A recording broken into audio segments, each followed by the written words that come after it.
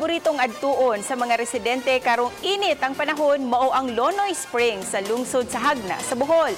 Ang entrance fee barato kaayo kay tag 10 pesos lang alang sa mga hamtong ug 5 pesos alang sa mga bata. Apan tibuok adlaw na ka pwede maligo to sawa sa dako nga swimming pool. Siguradong ma-enjoy nimo ug maayo ang mag-swimming dinhi. Gani aron mas lingaw adunay mga bata nga mosaka pa sa sanga sa kahoy ug didto manukad sa pag-ambak paingon sa pool. Nindot usab nga talan-awon ang kinaiyahan kay napalibutan kini og mga punuan sa kahoy.